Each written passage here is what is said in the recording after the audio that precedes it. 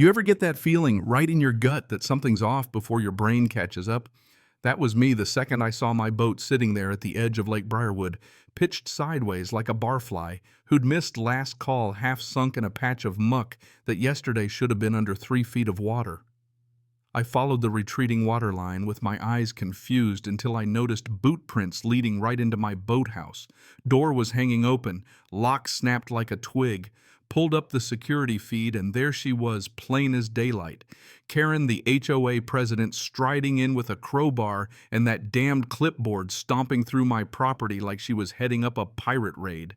What she didn't realize, what none of them realized, was just how deep the water ran around here and who really controlled the flow. See, that morning she hadn't just trespassed. She'd broken into the one room on this whole lake. You really don't want to mess with the control room for the entire water management system, the legacy my granddad built into the bones of this land back before anybody ever dreamed up an HOA. All it takes is one switch, just a little flick, and you're not draining a lake. You're draining egos. You're draining years of smug summer parties off docks they never had the right to build. You want to play Floodgates? I'll show you how deep it goes. Most folks see this lake as a pretty backyard, a place for paddle boards and barbecues. To me, it's a birthright. My grandfather was an engineer, retired ornery proud, who poured every dollar and ounce of spite he had into making sure our land and our slice of water stayed out of HOA hands. He put in solar panels, remote triggers, all sorts of fail-safes. The original deeds got so many grandfathered clauses, even the county clerk gives up halfway through reading it. Karen hated that. Hated it from the day she crowned herself HOA Queen badge and all. She came around first with a welcome basket which included a copy of the regulations. I declined both. Next time she brought me a citation for unauthorized shoreline landscaping, I reminded her I owned the shoreline. Third time she brought the cops. They left laughing paperwork in hand. But Karen never did know when to quit.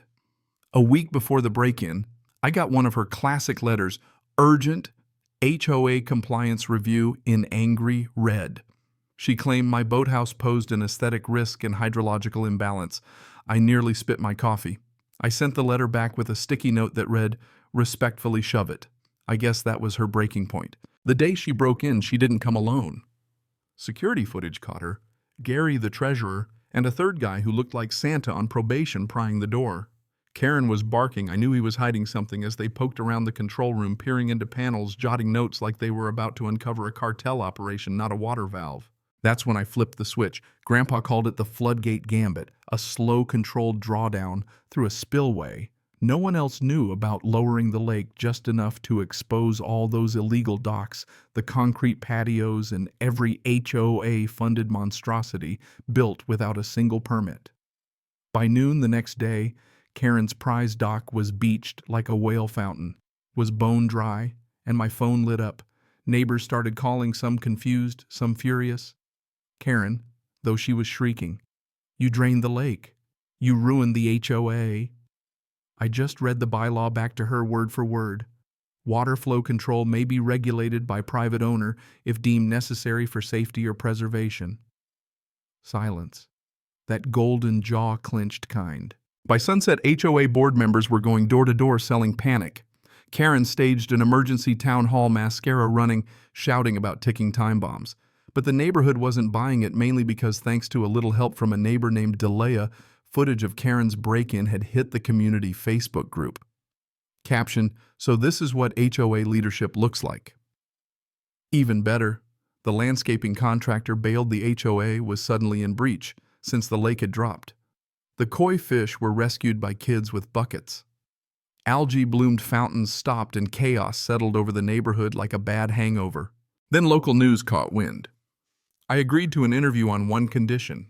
The reporter had to see the control room, the legal docs, and Grandpa's plaque, "He who controls the flow controls the show."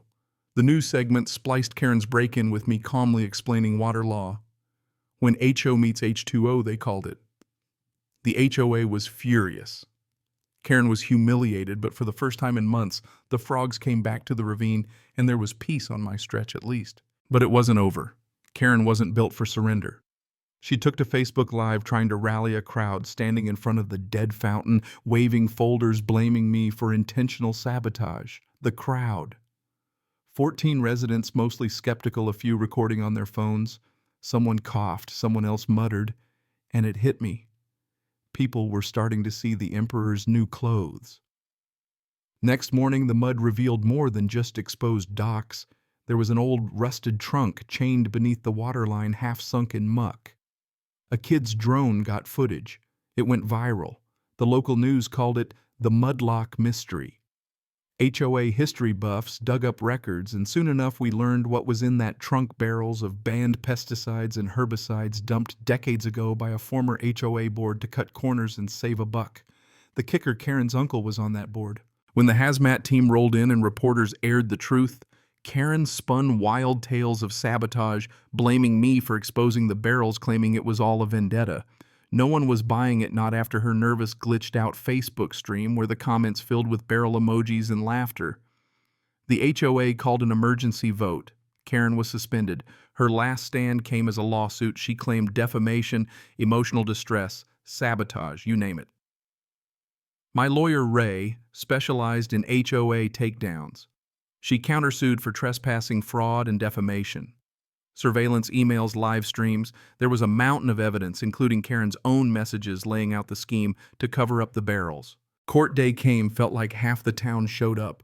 Karen sobbed and ranted about emotional terrorism and property values.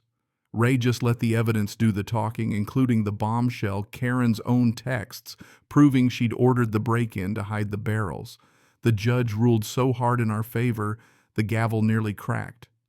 Karen was ordered to pay damages, the HOA was restructured, and Delia was elected president. The whole neighborhood finally exhaled. Life shifted. People waved at each other again. Kids played near the water. Delia turned Karen's half-collapsed dock into a public exhibit about water management and community stewardship. School kids came for tours. Neighbors asked about my boathouse setup. Finally interested, not suspicious.